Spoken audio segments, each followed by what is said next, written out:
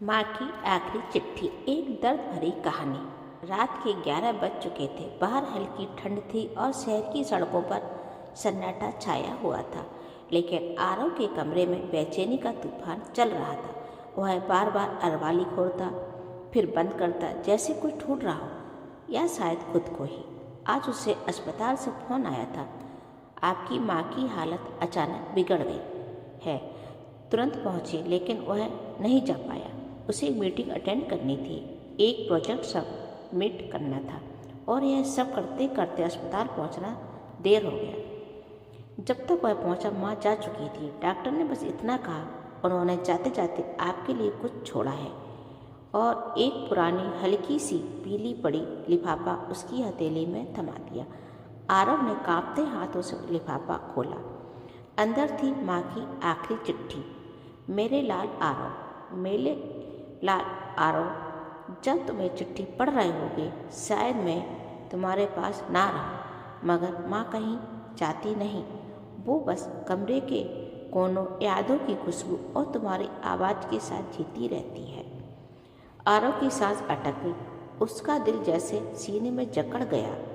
तुम बड़े हो गए हो बेटा, तो अब तुम्हारी दुनिया मीटिंग्स, प्रोजेक्ट्स और डेडलाइन से भर गई है, और मैं समझती हूँ, लेकिन कभी कभी चाहती थी कि तुम एक बार मेरे कमरे में आकर पूछ लो, माँ खा लिया, माँ दवाई ली, माँ आज कैसा लग रहा है।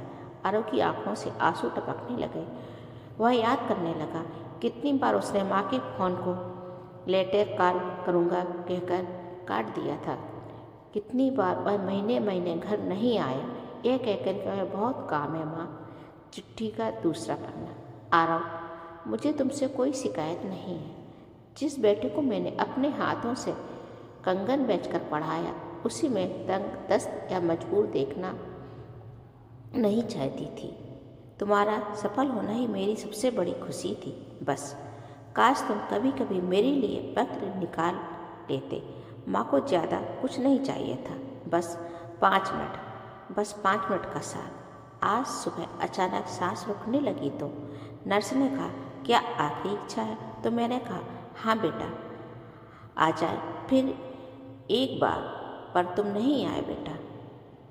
मुझे पता है तुमने जानबूझकर नहीं किया, इसलिए चिट्ठी लिखकर हार मान रही हूँ, लेकिन तुमसे बस एक वादा चाहती हूँ।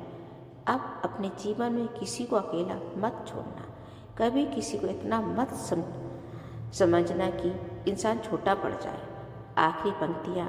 आरव, अगर कभी किसी दिन तुम्हें लगे कि दुनिया बहुत भारी हो गई है, तो अपनी आंखें बंद करना और मुझे याद करना।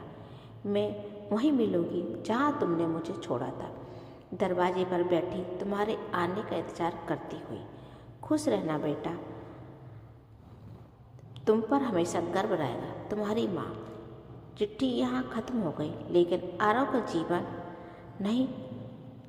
वह उसी रात पहली बार टूट कर रोया। उसे एहसास हुआ कि वह भागता रहा, उपलब्धियों के पीछे, पैसों के पीछे, नाम के पीछे, और पीछे छूट गई उसकी माँ। उसने माँ की चिट्ठी सीने से लगी और धीरे से कहा, माँ मुझे माफ़ कर दो, काश मैं पहले आ जाता। अगले ही दिन उसने नई नौकरी,